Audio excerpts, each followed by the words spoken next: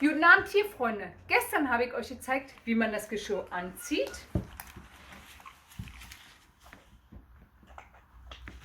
Heute zeige ich euch, wie man die Leine führt. Also erstmal drin trainieren, wo es sicher ist, bevor ihr rausgeht und das Tier vielleicht einen Schreck kriegt. Also zuerst mal lernen, wenn man dran zieht, dass es nicht schlimm ist, weil Schweine hassen das, wenn man die einengt und ein Geschirr engt ihr ein. Tipp Nummer 1, man zerrt ein bisschen an der Leine und gibt ihm dafür was zu essen. Und der frisst passt man jetzt an auf der Gierpickel. Und ihr seht ja, Paul kennt den Trick. Wenn ich daran rumziehe, wie ist ganz genau? Komm her. Wenn ich daran rumziehe, gibt es ein Leckerli. Braver Junge.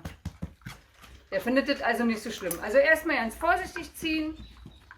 Und wenn er das irgendwann gewohnt ist, kann man auch ein bisschen doller ziehen. Es kann ja immer mal sein, dass draußen eine Fahrensituation ist, irgendein Hund kommt dran gestürmt, das Schwein will auf die Straße rennen, dann muss man einfach mal das Schwein zurückziehen. Und wenn ihr das jetzt regelmäßig macht und das Schwein verinnerlicht, das Ziehen bedeutet nicht, oh Gott, ich muss Angst haben, sondern, oh lecker, das gibt jetzt was zu essen, dann wird es immer bei euch bleiben. Dann nennt man nämlich positive Konditionierung, weil das Schwein merkt dann, Ziehen bedeutet schnell zu mir kommen, weil dann gibt es Essen. Essen, Essen, Essen, Essen.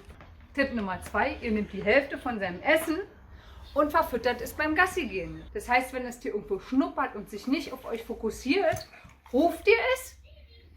Oder guck. Paul.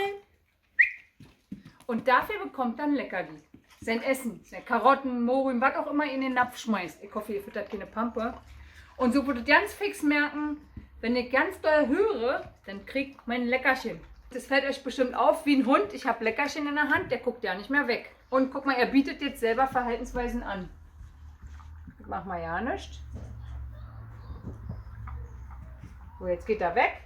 Paul! Ja, fein! Super, prima. Seht ihr? Ganz simpel eigentlich. So, Paul, komm her. Ja, fein! Wenn er sich auf mich konzentriert, kriegt er nicht, wenn er einfach weitermacht. So, ist ein feiner bei Fuß, Paul. Super, so macht er das schön. Ihr müsst jetzt keine bestimmte Strecke gehen. Ihr geht kleine Kreise, damit er lernt, sich auf euch zu konzentrieren. Also egal welches Tier. Man kann es auch mit einer Katze machen. Paul, fein. Einfach, dass er einfach lernt, euch zu fokussieren und nicht die ganze Zeit nach Essen zu gucken. Paul, hier, komm schnell. Wenn er irgendwo schnuppert oder so, müsst ihr ihn gleich abrufen, weil der soll ja nicht irgendwo draußen was fressen. Hier, hier. So, ist fein. Komm hier. Ganz schnell, wa? Warte. Und wenn man ein Streberschwein ist wie Paul, dann macht man Mieses, weil man einen Keks haben will. Dann bieten die Tiere selber Verhaltensweisen an. Das finde ich toll. Der will dir nämlich gefallen, um noch mehr Leckerchen zu kriegen. Er muss ja kein Hartz IV kriegen, indem man jedes Mal seinen Napf voll knallt. Weil dann hat man irgendwann quengelnde Schweine, die morgens um 6 ihr Futter haben wollen. Stimmt's, Paul? Wir wollen aber ein glückliches Schwein. Das heißt, man muss den Kopf und den Körper beschäftigen. Und deshalb gehen wir morgen nach draußen. Bis bald. Tschüssi. Paul.